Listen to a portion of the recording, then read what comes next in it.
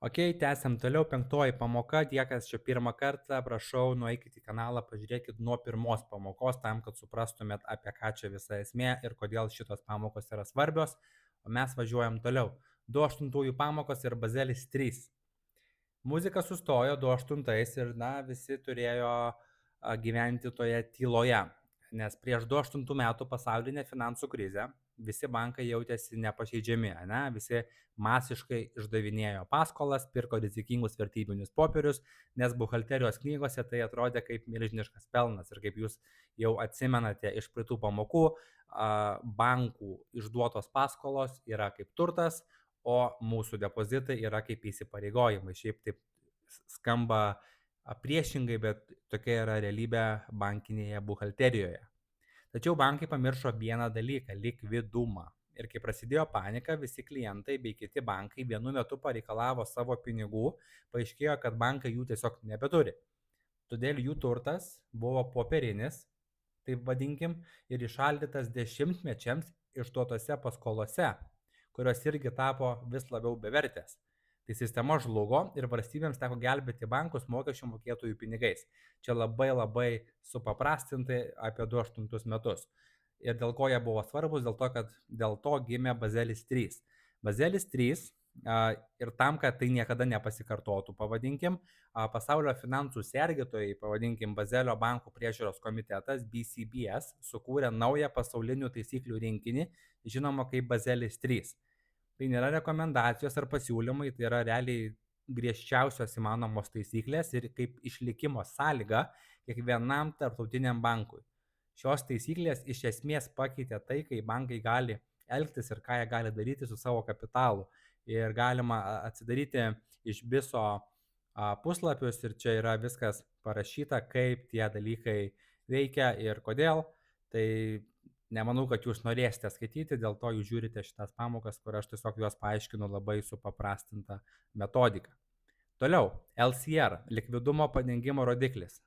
Svarbiausias Bazelio 3 ginklas yra likvidumo padengimo rodiklis, angliškai Liquidity Coverage Ratio arba LCR. Pagal šią taisyklę kiekvienas bankas privalo turėti pakankamai aukštos kokybės likvidaus turto, dažniausiai arba kešo, arba Amerikos ar Europos vyriausybinių obligacijų, bondų, tam, kad išgyventų bent 30 dienų trukmės totalinės panikos banko indėlių atsiėmimo scenarijų.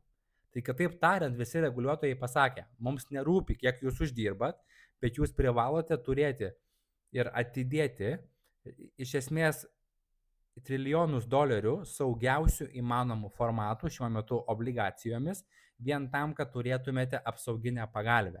Ir apie šitą liquidity coverage ratio yra aprašyta pas Fedą, galite atsidaryti federalinį registrą ir šitam puslapyje čia yra labai detalus puslapis, tai vėlgi tam, kad jūs jo neskaitytumėt, bet jeigu domina sužinoti detalės, galite tą padaryti.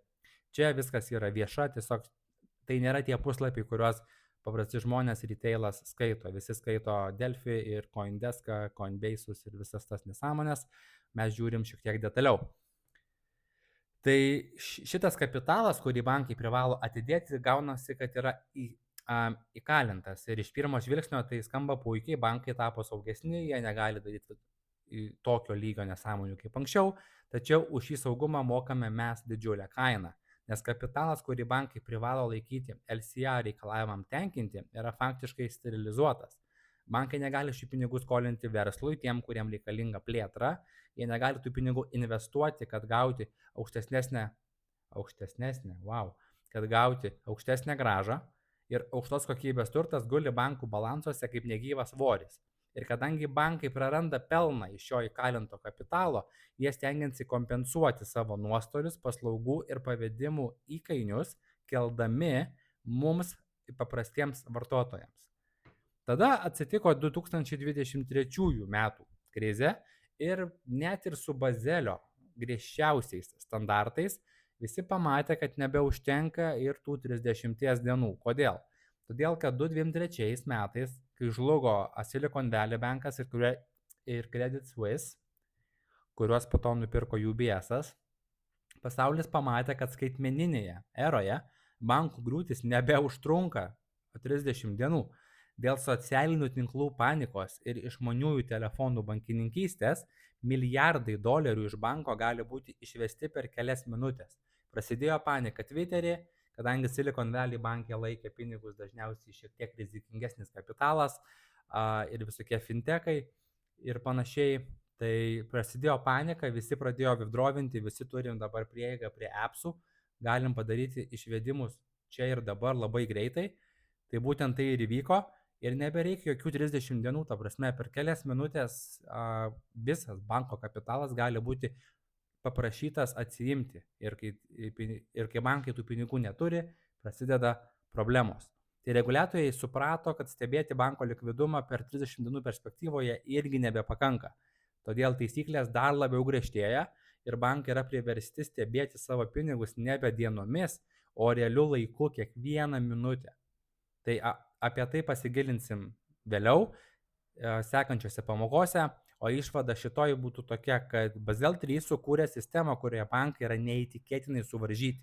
Jie turi laikyti milžiniškus įšaldytus rezervus, o tai smaugia jų pelningumą ir lėtina visą ekonomiką. Ir kaip tai veikia, ir kodėl digital collateral ir digital commodities reguliacijos, kurios turėtų išeiti iki šių metų rugpjūčio mėnesio Amerikoje, yra tokios svarbios, pasišnekėsim sekančiose pamokose.